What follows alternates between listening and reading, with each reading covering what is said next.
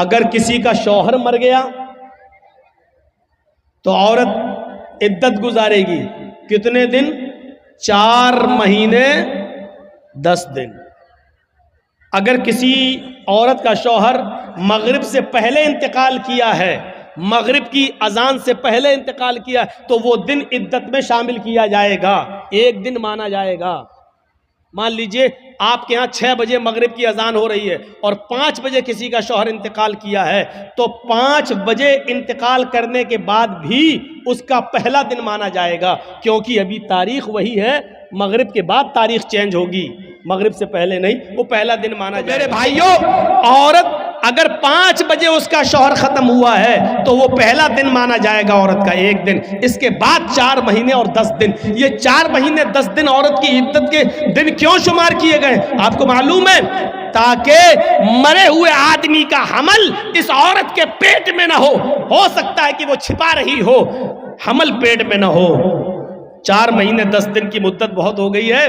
अगर उसके पेट में बच्चा होगा तो 4 महीने में इस औरत का पेट थोड़ा बहुत बाहर निकल आएगा, जिससे पता चल सकता है कि इसके पेट में फला आदमी का बच्चा है। अगर है तो जब तक बच्चा पैदा नहीं हो जाता तब तक उसकी इद्दत रहेगी, और अगर नहीं है तो 4 महीने 10 दिन के बाद ये औरत कहीं दूसरा निकाह करना चाहे तो कर सकती है, ताकि किसी दूसरे आदमी का, इस मरे हुए आदमी का बच्चा किसी दूसरे आदमी का नाम ना पा जाए।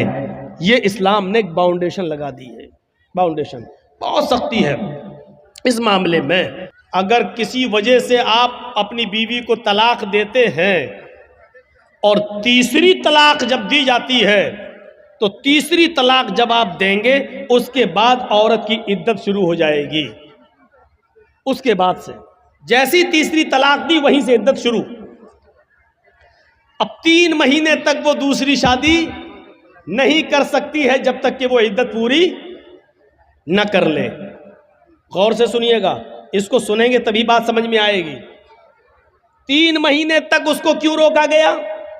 क्योंकि 3 महीने में हो सकता है कि जो आदमी तलाक दे रहा हो उसका कोई बच्चा इस औरत के पेट में हो। ऐसा ना हो कि तलाक के फौरन बाद शादी की अगर इजाजत दे दी जाए तो कहीं ऐसा ना हो कि दूसरे का बच्चा ये अपने पेट में रखे और किसी दूसरे मर्द से शादी कर ले और दूसरा मर्द इस बच्चे को अपना नाम दे दे, हालांकि ये उसका बच्चा नहीं है। इसलिए 3 महीने का हुक्म दिया है कि वो इद्दत गुजारेगी। इस मामले में हाँ, खुला का मामला थोड़ा सा अलग है। एक चीज होती है मर्द तलाक देना नहीं चाहता, औरत तलाक लेने पर मुसिर है, नहीं हमें तलाक चाहिए, हमें नहीं रहना तेरे पास।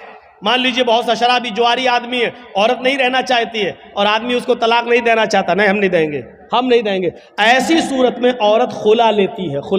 खुला ये होता है कि काजी को बिठाएगी या 4-5 आदमी को बिठाएगी और कहेगी कि मुझे इसके साथ नहीं रहना है, आप लोग गवाह रहिए, मैं खुला ले रही हूं, ये तलाक नहीं दे रहा है। लिहाजा वो काजी निकाह फिस्क कर देगा और वो औरत अब आजाद हो गई। आदमी चाहे तलाक दे या न दे, औरत खुला ले ली है, अब ये आजाद हो चुकी है, लेकिन इसके बावजूद उसको 1 पीरियड, 1 हैज तक रुकना पड़ेगा। वो दूसरी शादी नहीं कर सकती है जब तक कि उसको 1 पीरियड नहीं आ जाता है। 1 पीरियड का मतलब उसको, औरत को जो हर महीने जो हर औरत को जो खून ब्लड आता है, 1 पीरियड, जब तक वो पीरियड नहीं आ जाता तब तक वो दूसरा निकाह नहीं करेगी, और पीरियड आने के बाद फिर वो दूसरा निकाह कर सकती है। पीरियड आने का मतलब यह है कि वो हामिला नहीं है, यानी जिस आदमी से उसने खुला लिया है उसका बच्चा इसके पेट में नहीं पल रहा है। अब सोचिए इस्लाम ने कितनी बाउंडेशन लगाई है कि आपके पेट में पलने वाले बच्चे को उसके असली बाप का नाम मिले। वो बच्चा जब बाहर आए तो अपनी निस्बत अपने असली बाप की तरफ कर सके। कितनी हिफाजत की है इस्लाम ने नस्ल की, और नस्ल को पाकीज़ा बनाने की कितनी हिफाजत की है। लेकिन इसके बावजूद इस्लाम ये भी कहता है अगर खुदा न खास्ता किसी औरत के पेट में हराम औलाद पल रही है, जिना की पैदावार है, और उसने इकरार भी कर लिया है कि हराम औलाद है, वो कह भी रही है कि फला आदमी से मेरा साथ संबंध बन चुका था और उसका हमल मेरे पेट में है, तो इस्लाम इंसानियत का वो दर्स देता है कि हराम औलाद होने के बावजूद अगर किसी औरत के पेट में पल रही है तो पेट में बच्चे को मारा नहीं जा सकता है। अगर इस्लामी कानून कहीं है और जिनाकार की सजा पत्थरों से मार मार के मार डालना है, लेकिन अगर वहां यह पता चल जाए कि इस औरत के पेट में बच्चा है, अगरचे नाजायज है, अगरचे हराम है, तो इस्लामी मुल्क भी उस औरत को सजा नहीं दे सकता जब तक कि बच्चा पैदा ना हो जाए, क्योंकि गलती उसकी मां की है, उस बच्चे की नहीं जो पेट में पल रहा है। गौर कीजिए, इस्लाम हराम औलाद को भी मारने की इजाजत नहीं देता है। जो औरतें अपने पेट में हलाल बच्चों को गिरा देती हैं उनको अपने बारे में सोचना चाहिए। कल कयामत के दिन ये बच्चा जिसको तुमने गिराया है अपने पेट से, कयामत के दिन ये बच्चा अपने माँ की पिस्तान और अपने माँ की छातियों से लटका हुआ आएगा। जा यौमल कयामती व मुअल्लकुम बैन सदियहा, वो बच्चा कयामत के दिन इस हाल में आएगा कि मुअल्लकुम बैन सदियहा, अपने माँ की दोनों पिस्तान से लटका हुआ होगा, अपनी माँ की पिस्तान से दूध चूस रहा होगा।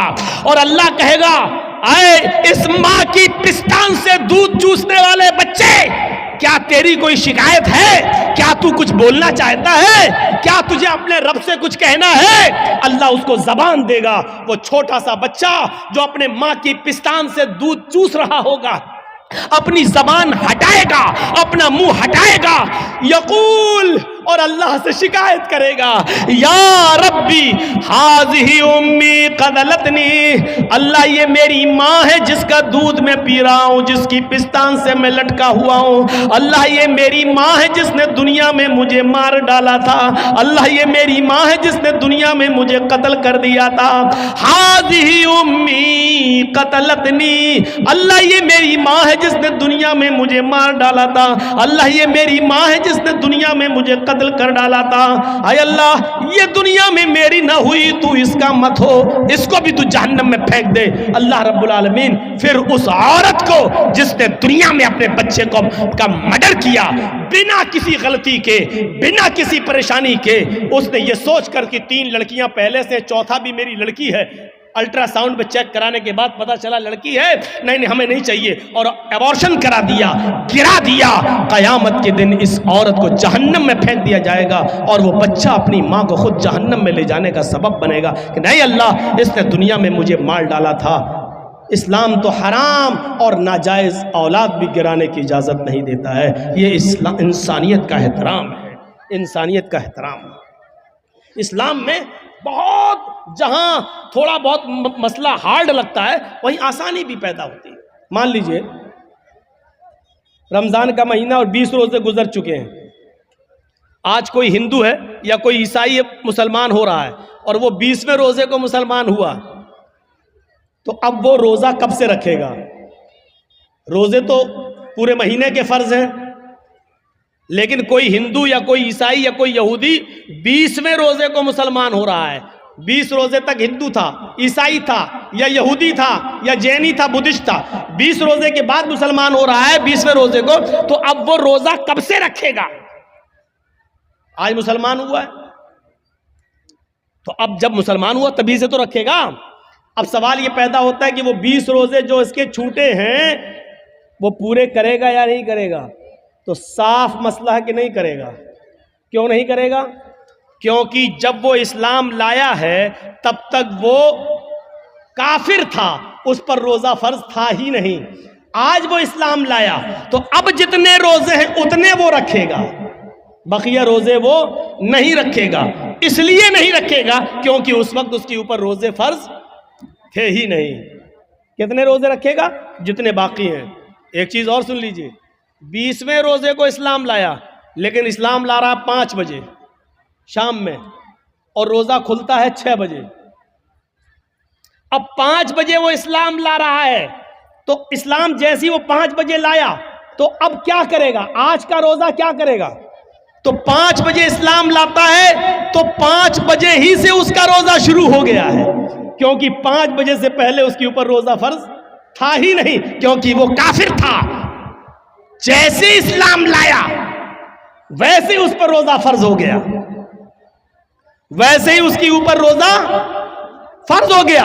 अब 5 बजे ही वो नियत कर लेगा कि मैं रोजे से हूं, इस्लाम ले आया, अशहदु अल्ला इलाहा इल्लल्लाह व अन्ना मुहम्मद रसूलुल्लाह। इस्लाम लाते ही उसके ऊपर असर की नमाज फर्ज हो जाएगी, क्योंकि टाइम अभी बाकी है और इस्लाम ला चुका है, असर का वक्त अभी बाकी है, लिहाजा पहले असर की नमाज पढ़ेगा और यहीं से उसका रोजा भी शुरू हो जाएगा, क्योंकि इस्लाम ला चुका है। जब से इस्लाम लाया यहीं से रोजा शुरू, और 6 बजे वो रोजा सब लोगों के साथ खोल लेगा और उसका ये एक रोजा माना जाएगा, ये एक रोजा माना जाएगा। ये आसानी भी है,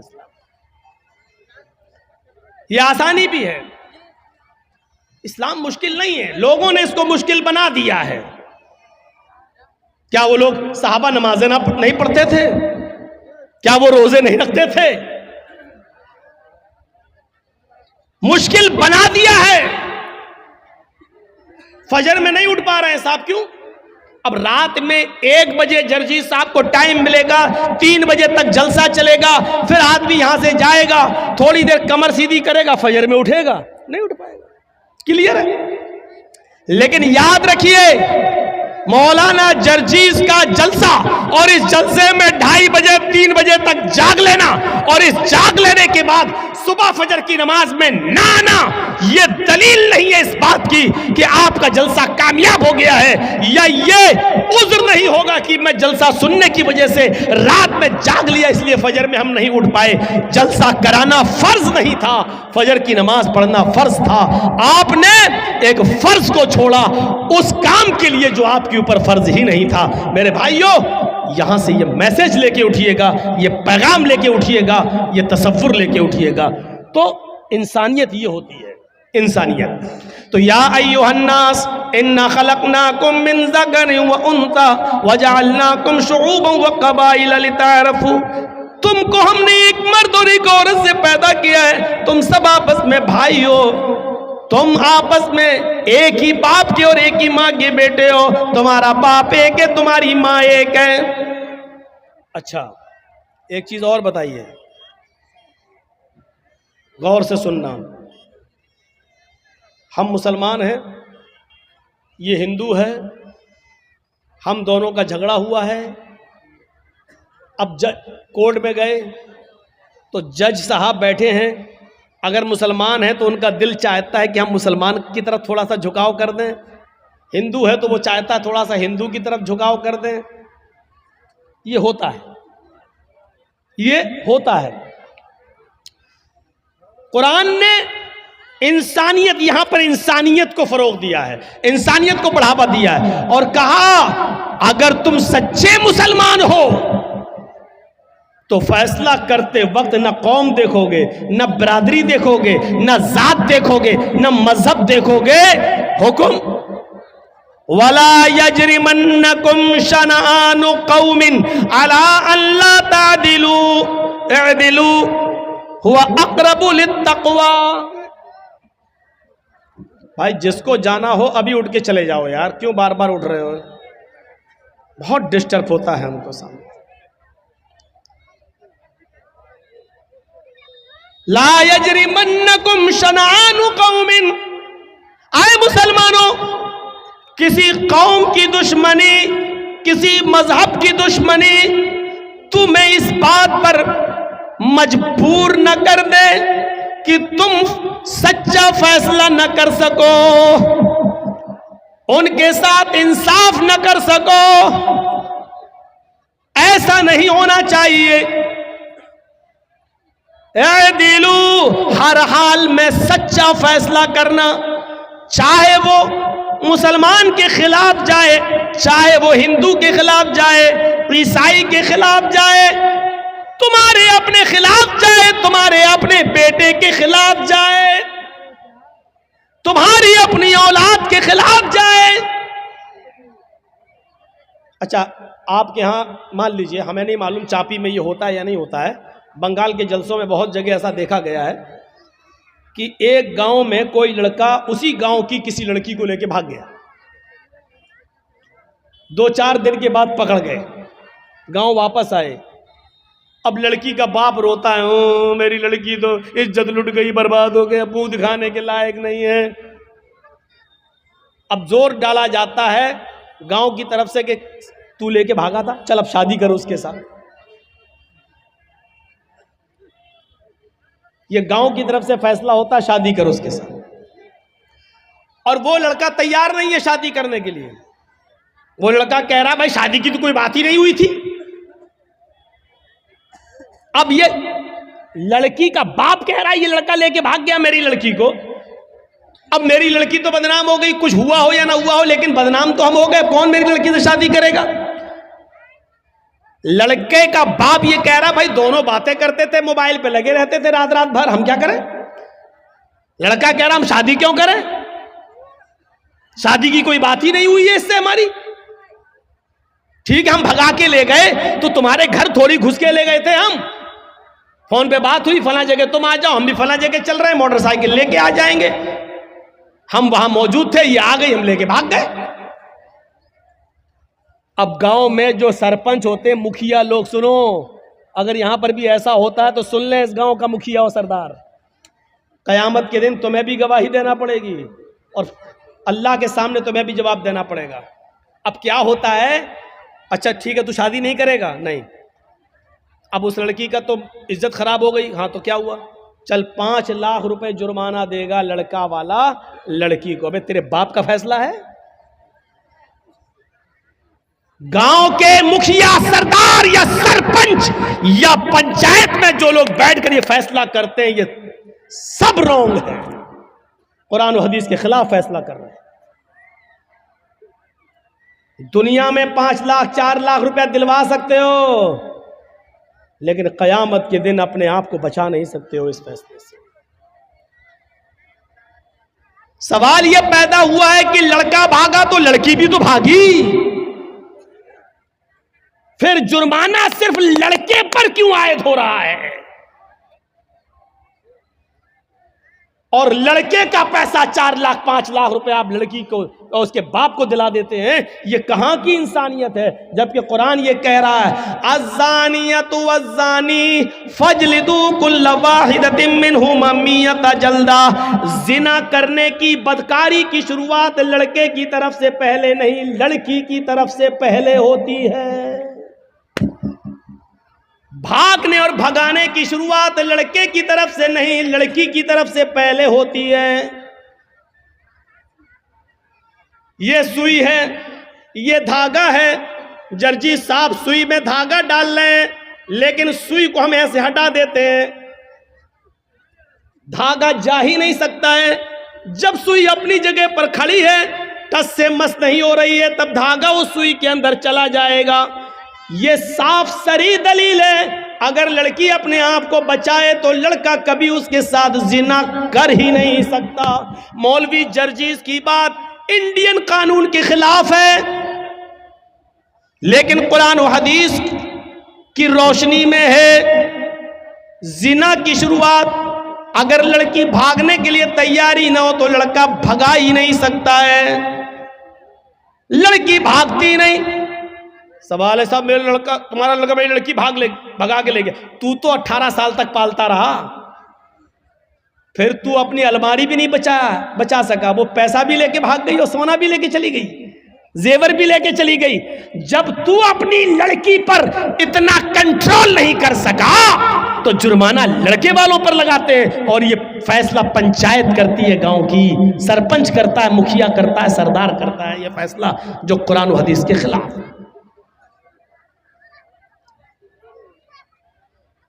शादी हो सकती है या नहीं वो एक अलग मसला है, वो अलग जाने दीजिए। सवाल यह है क्या जुर्माना लड़के के ऊपर आयद होगा, जबकि भागने में दोनों ने बराबर बराबर की भागीदारी ली है।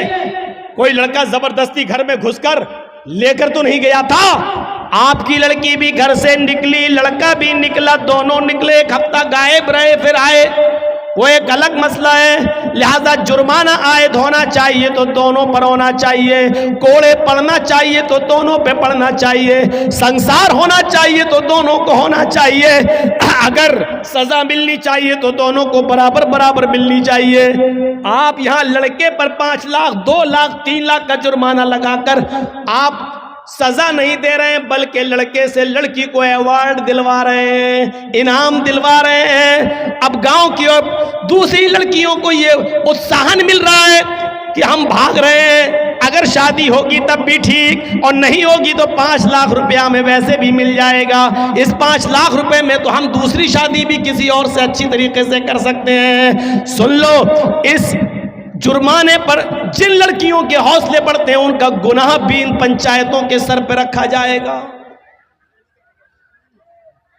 वला यजरिमन्नकुम शनानु कौमिन अला अल्ला तादिलू, किसी कौम की दुश्मनी तुम्हें इस बात पर मजबूर न कर दे कि तुम अदल न करो, फैसला न करो।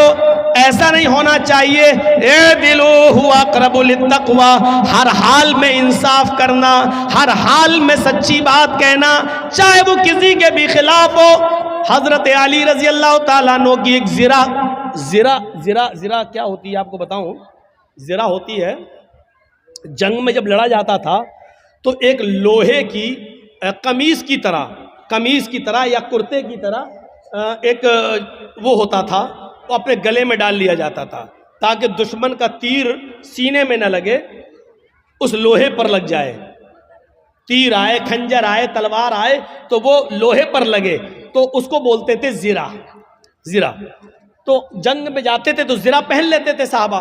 हजरत अली की भी एक जिरा थी जो घर के बाहर रखी हुई थी। हजरत अली अंदर चले गए, जिरा बाहर रखी रही।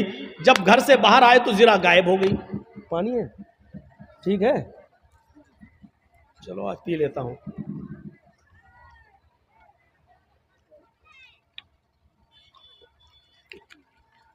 वो जिरा गायब हो जाती है। और सुनिए,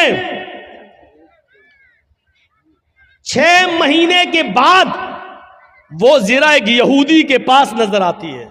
आहा, सुनते रहिए मेरे भाइयों, बड़ा जबरदस्त मसला। किसके पास? एक यहूदी के पास नजर आती है वो जिरा। हजरत अली ने उस यहूदी से कहा, ये जिरा मेरी है। और हजरत अली कौन है?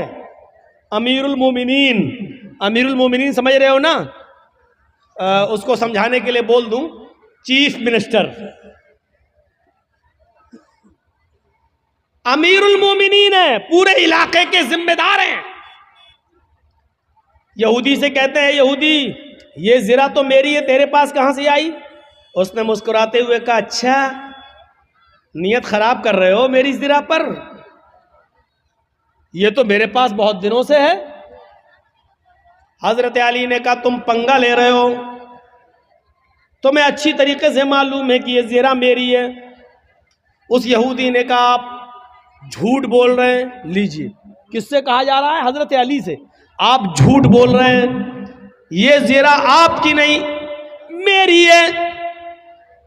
हजरत अली ने कहा, मैं तुम्हारे खिलाफ मुकदमा दायर करूंगा अदालत में। चाहते तो चीफ मिनिस्टर थे, अपने लोगों को भेजकर वो जिरा ले सकते थे, लेकिन नहीं। यूपी के बाबा की तरह थोड़ी थे कि खुद अदालत बन गई। जिन लोगों ने नुकसान किया है और सरकारी संपत्तियों को तोड़ा है, फोड़ा है, उनके ऊपर जुर्माना लगा दिया। अरे जुर्माना अदालतें लगाती हैं, मुख्यमंत्री थोड़ी लगाता है। तब सुप्रीम कोर्ट ने जूता उतार के मारा खोपड़ी पर। अब बाल तो है नहीं, कहां लगा होगा वो जूता, अल्लाह बेहतर जाने। ऐसा जूता लगा, अकल ठिकाने आ गई।